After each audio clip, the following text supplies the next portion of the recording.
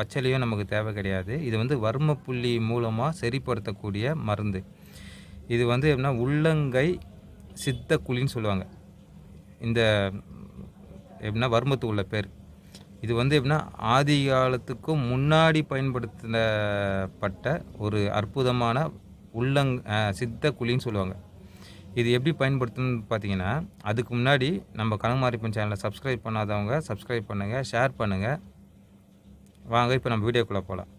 இந்த மாதிரி நம்ம உள்ளங்கையை நம்ம இப்படி எடுத்துக்கணும். காலையில் எந்திரிச்ச உடனே முகத்தை வந்து நல்லா வந்து இப்படி வெறுங்கையில் இப்படி நல்லா இப்படி தேய்ச்சிட்டு, அதுக்கப்புறம் என்ன பண்ணணும்னா ஒரு 3 வாட்டி நம்ம தேய்ச்சிட்ட பிறகு இந்த உள்ளங்கையை இப்படி நம்ம கையில் வச்சுக்கணும். கையை வச்சுட்டு இந்த கட்டை வரல் வந்து இந்த மாதிரி இந்த கரெக்டாக அந்த நடுவு பொசிஷனில் வச்சு நம்ம இப்படி வந்து 7 வாட்டி இல்லை ஒரு 11 வாட்டி இப்படி ப்ரெஸ் பண்ணணும்.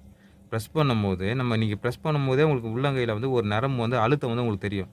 அந்த அழுத்தம் வந்து நம்ம அங்கே ப்ரெஷர் கொடுக்கும்போது நம்ம ஹார்ட்டுக்கு போகிற ரத்த ஓட்டமும் மூளைக்கு போகிற ரத்த ஓட்டமும் ஒன்று போல் அந்த ரத்த ஓட்டத்தை வந்து ஒன்று போல் வந்து சீராக்கும்போது இந்த மாதிரி அதாவது எப்படின்னா வலது கையில் ஒரு 7 வாட்டியும் இடது கையில் ஒரு 7 வாட்டியும் இந்த மாதிரி நீங்கள் தினமும் ஒரு 21 நாள் நீங்கள் செய்யும் போது உங்கள் உடம்புல உள்ள ரத்த ஓட்ட அதாவது இடது கையில் இப்படி வச்சு இப்படி செய்யணும் 7 தடவை. 7 தடவை இது நீங்கள் செய்யும் போது இது வந்து எப்படின்னா உள்ளங்கை வர்ம சித்தக்குழின்னு சொல்லுவாங்க இது பேர். இது வந்து ரொம்ப ஒரு அற்புதமான வர்மப்புள்ளியில் வந்து ஒரு முக்கியமான இது வர்மப்புள்ளி.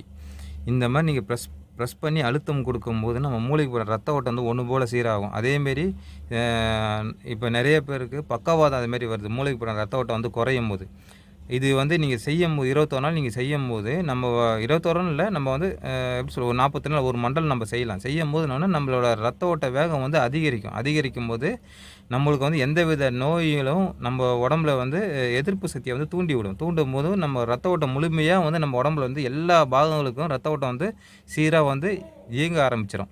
அப்போ வந்து நமக்கு வந்து எந்த தொந்தரவும் இல்லை. நம்ம ஒரு மாத்திரை மருந்துக்கிட்டு ஒரு எதுவுமே நம்ம வந்து தேவைப்படாது. இந்த மாதிரி நீங்கள் செஞ்சு பயனளிங்க.